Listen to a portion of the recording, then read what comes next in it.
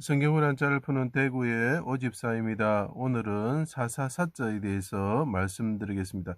개인적인 것을 말하는 거죠. 여기 벼화자가 있고 그 다음에 그 사사사자가 있습니다. 이 사사사자는 땅 위에 십자가에 뚫리신 분이 있으신데 그분이 죽으시면서 피를 흘렸다는 거죠. 점주자가 보이죠? 자, 그 땅에 피를 흘리는 동물이 뭐가 있죠? 양이 있고, 그죠? 예, 그 노루, 쉽게 말하면 사슴이 있죠. 자, 아일레시알 곡조로 시편 22편에 부릅니다. 나의 하나님, 나의 하나님, 그 사사죠. 나의 개인적인 하나님이라는 거죠. 자, 그래서 이것이 사사사자가 되는 것이죠. 아일레시알 곡조로 죽으시는 사슴과 땅에 피를 흘리신 사슴과 같으신 분이 말하는 게 뭐죠? 나의 이런 뜻이죠.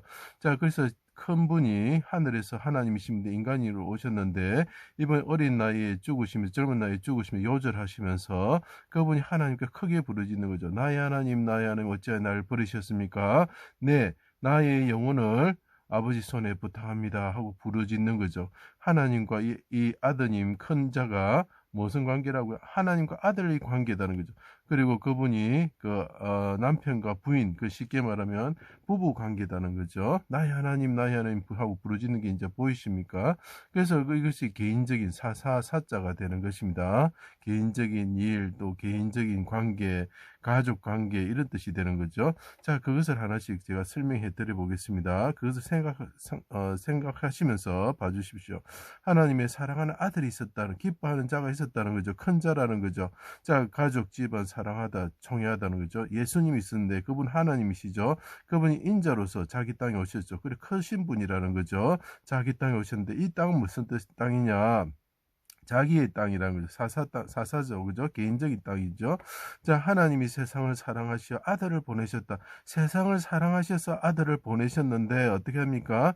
자기의 아내이자 아들들 이걸 보면은 이게 가족 관계라고 이 중요합니다. 이게 가족 관계이기 때문에 하나님께서 보내시는 겁니다.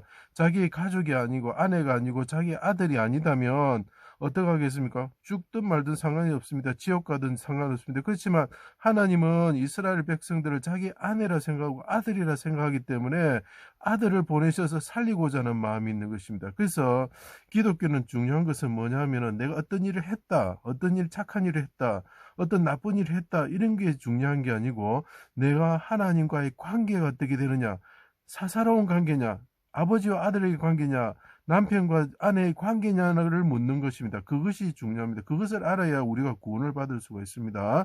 자기 아내이자 아들 된 자기 백성들을 구원하기 위해서 오셨다는 거죠.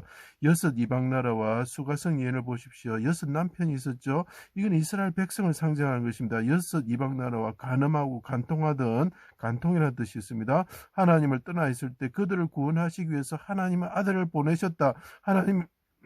하나님이 세상을 사랑하셔서 그 땅에 자기 백성을 사랑하셔서 보내셨다는 거죠. 그때 어떻게 됩니까? 악한 자들에게 여기 보면 사람이 보입니다. 악한 자들에게 애워서 골고다라는 곳에서 사처가 되죠. 수족을 찌르고 나무 십자가에 달았다. 자, 큰 자가 오셨는데 하늘에서 큰 자가 오셨는데 그분을 달고 비친 별이 제가 죽었다고 그랬죠. 죽게 만들었다 이렇게 이야기를 하고 있죠. 자, 겉옷을 나누고 속옷을 제비 뽑았다. 자, 이것을 편복이라고 그럽니다. 편복. 그리고 벌거벗겨졌죠. 음부가 나타나는 거죠. 쉽게 말하면 이게 남자의 성기가 드러난 거죠. 아버지 된 자를 가족, 집안이죠. 그분이 영존하신 아버지다. 이렇게 이사야 9장에 말하고 있습니다. 조롱하였습니다. 그래서 노아와 함 이야기를 통해서 우리에게 말합니다. 아버지 된 자가 벌거벗을 것인데 아들이 조롱할 것이다. 그 아들은 가나안과 같은 존재다. 이스라엘 백성들이 가나안과 같은 존재가 되었다라고 이야기를 하고 있습니다. 그들은 복을 받지 못하고 저주를 받을 것이다. 이야기를 하고 있지요. 자, 그리고 해가 빛을 잃고 어둠이 임할 때 어떻게 합니까? 십자가에 달리신 큰 자가 보이십니까? 그분이 죽으시면서 하나님께 말합니다. 나의 하나님, 나의 하나님, 나의 아버지 이렇게 이야기를 하는 거죠. 그래서 사사사자가 되는 것입니다. 나의 하나님, 나의 하나님 어찌하여 나를 버리셨습니까? 자, 여기서 보면 라헬이 해산하는 여인처럼 부르짖으면 죽죠. 레아가 등장합니다. 레아는 이스라엘 백성을 뜻하고 라헬은 누구를 뜻합니까? 예수 그리스도를 뜻하죠. 나의 하나님을 관계를 두고 하나님과 레아하고 아까 제가 부인, 바람난 부인이라고 그랬죠. 라헬은 이분을 사랑하는 부인이 되는 거죠. 그죠?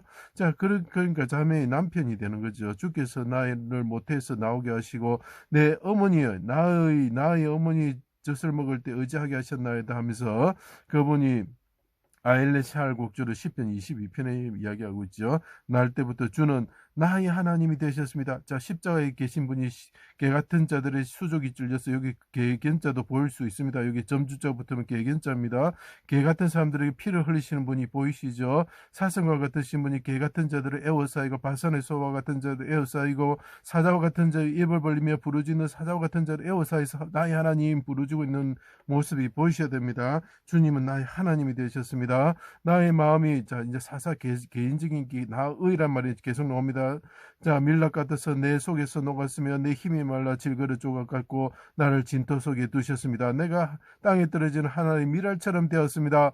내가 사랑하는 자와 내 친구들이 내 상처를 멀리하고 내 친척들을 멀리 썼나이다.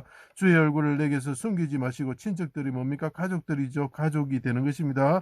주의 얼굴을 내게 숨기지 마시고 주의 종을, 나는 가신입니다. 노하여 버리지 마시고 주는 나의 도움이 되셨습니다. 나의 구원의 하나님이십니다. 나의 요새시오 나의 반석이십니다. 나를 버리지 마시고 떠나지 마소서. 내 부모는 나를 버렸으나 이 가족이 되겠죠. 여호와는 나를 영접하시리이다. 내 영혼을 대적에게 맡기지 마소서. 나의 반석이시여 나의 요새시여 나의 바위시여 내게 길을 막지 마소서. 내가 주의 지성소를 향하여 나의 손을 들고 주께 부르짖을 때 나의 간구하는 소리를 들으소서. 내 영혼을 아버지 손에 부탁합니다. 아버지와 나는 뭡니까? 집안이고 가족이죠. 자, 사사가 되는 거죠. 자, 이 십자가에 달리신 분이 하나님께 이야기를 합니다. 나의 반석, 나의 하나님, 나의 아버지, 이렇게 이야기를 하는 거예요. 나의 개인적인 분이시다는 거죠. 그죠? 그분이 다시 크게 소리치시고 은혜를 베푸시고 주의 은밀한 곳에 주의 집에 숨겨주십시오. 주의 장막에 숨겨주십시오. 사처가 되는 겁니다. 그때 십자가 곁에 어머니와 이모가 있었죠. 가족 집안이죠. 글로버의 아내와 막달라 마리아가 있었습니다. 이 여자는 간통하던 여자로 전성되는 사람입니다. 사랑하는 요한이 있었다. 요한이 옆에 서 있는 모습이 보이죠. 그분이 그때 십자가에 달려서 하나님이신 분이 죽었다는 거죠. 그때 나의 하나님 부르짖고 죽을 때 옆에 사랑하는 제자가 있었다는 거죠. 사랑하다, 총애하다, 이런 뜻이 됩니다. 그때 내가 목마르다 하시고 다 이루었다. 나의 개인적인 개인적인 일을, 메시아로서의 일을 다 이루었다고 그분이 운명하셨다는 거죠.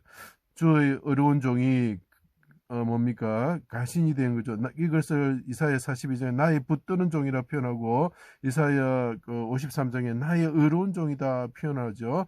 영혼을 속건제물로 드림으로 아버지 내 영혼을 받아주십시오 하면 영혼을 드릴 때에 백성을 어렵게 하여 자기 지식으로 어렵게 하였죠. 구원하는 메시아 일을 하늘의 땅에 떨어져 죽어 열매를 많이 맺는 밀알처럼 되셨다라고 이야기를 합니다. 그때 그분이 나의 하나님하고 부르짖는데 그분은 하나님의 뭐라고요? 사사로운 나의 종이다. 나의 붙드는 종이다. 이 큰 자는 나의 붙드는 종이다 라고 이야기를 하고 있죠.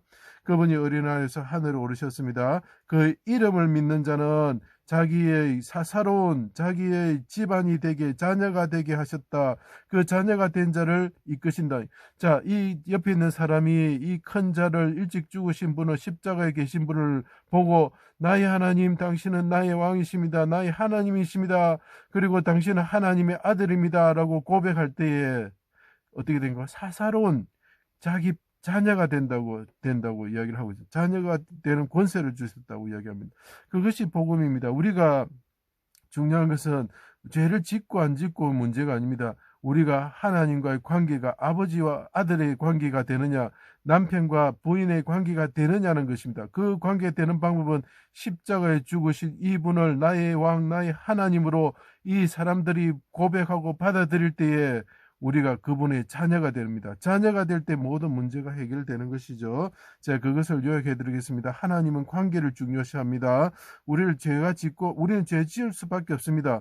자, 우리가 관계없는 사람이 죄 지었을 때는 벌을 하십니다. 그러나 하나님의 자녀가 돼버리면 우리가 자녀를 가지신 분은 아시겠죠. 자녀가 돼버리면 그 자녀가 아무리 죄를 지어도 용서하고 싶은 마음이 생기는 것입니다.